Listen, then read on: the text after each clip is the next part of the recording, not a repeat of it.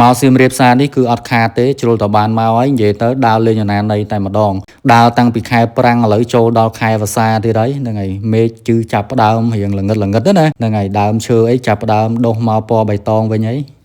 សួស្ដីអ្នកទាំងអស់គ្នាដឹងនៅណាអត់អ្នកតាន់ទីស្រីនេះមេឃសតុំតែអត់ចង់មកនេះមើលមេឃហ៎មើលមេឃលើឃើញទេឡើងខ្មៅងឹតហ្មងណាតែដោយសារខានមកយូរ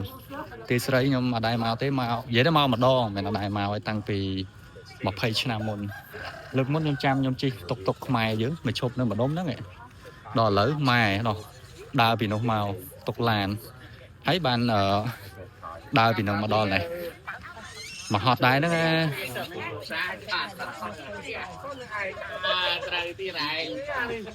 យើងធ្វើដំណើរពីខេត្តសៀមរាបមកដល់ប្រាសាទប្រទាយស្រីនេះប្រហែលជា35គីឡូណាហ្នឹងហើយបើនិយាយពីការធ្វើដំណើរប្រហែលជាខ្ទង់40ទៅ50នាទីអីគឺយើងមកដល់ហើយអញ្ចឹងបើសិនជាបងប្អូនមានគ្នាមកច្រើនអាហ្នឹងគឺកាន់តែសប្បាយហើយយើងមកខែនេះគឺមេឃអត់សូវអំណោយផលប្រហែលទេហើយសូមអរគុណដល់ហាង Khao Leo Phuket បើសិនជាបងប្អូនមានតម្រូវការចង់ទិញ Khao Leo ថ្មីស្អាតហ្នឹងហើយតម្លៃគឺពិសេសជូន4ថែ1សាច់ខោសាច់ព្រីមៀមសាច់លេខ1ត្រជាក់ស្រួលណាហ្នឹងហើយឥឡូវនេះខ្ញុំតទៅមុខទៀតប្រាសាទប្រទាយស្រីនេះគឺជាប្រាសាទមួយដែលមានក្បាច់ក្បូររចនាគឺស្អាតមែនទែនកសាងឡើងនៅឆ្នាំ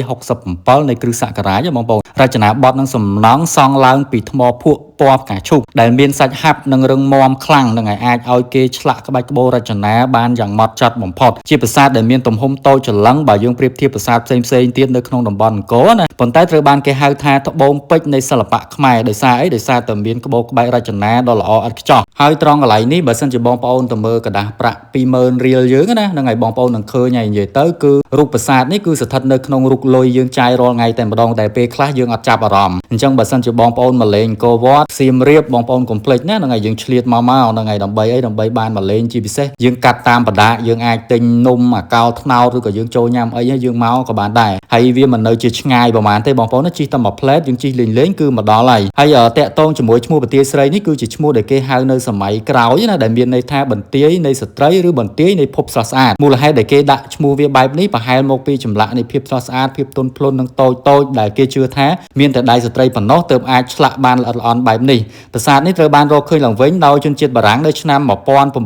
1914សម្រាប់ផ្លូវនៅជុំវិញប្រាសាទបងប្អូនណានេះខ្ញុំដើរនៅលើអាគេដាប់ឈើនេះអញ្ចឹងវាងាយស្រួលដែរបងប្អូនដើរគឺទោះបីមានភ្លៀងបែកផុកបែកអីក៏យើងអត់មានប្រឡាក់បែកជើងឬក៏ប្រឡាក់កាវយើងដែរហើយដើរមកដល់កន្លែងប្លង់ថតរូបគឺចូលថតរូប2 3ប៉ុស្តិ៍ណាហ្នឹងហើយជ្រុលបានមកហើយយើងកុំឲ្យថាមកអត់បានថតរូបត្រូវខ្ញុំនេះជំនាញខាងថតរូបថតវីដេអូហ្នឹងទៀតនិយាយទៅគឺអត់មានបាត់មកប្លង់ឯថតតាំងពីដើមប្រាសាទរហូតដល់ចុងប្រាសាទហើយសំខាន់ថ្ងៃនេះគឺមេឃអត់សូវអំណោយផលហ្មងទេមេឃគឺងងឹតប៉ុន្តែសំខាន់ភ្ញៀវទេសចរនៅតែមកលេងធម្មតាមិនថាភ្ញៀវជាតិមិនថាអន្តរជាតិអ្នកខ្លះគាត់គិតថាមានតែថ្ងៃសៅរ៍ថ្ងៃអាទិត្យទេដែលភ្ញៀវបុកមកណាតែដោយឡែកគឺអត់ទេបងប្អូននិយាយទៅសំបីថ្ងៃធម្មតាក៏មានភ្ញៀវមកដែរដើរលេងពេលភ្លៀងវេទនាអញ្ចឹងទៅដើរបានបន្តិចភ្លៀងមកហើយដល់ភ្លៀងមកមើលទៅភាពទៅហើយឡើងសើមជោគតំណាងឲ្យបានចូលជ្រកបងនេះ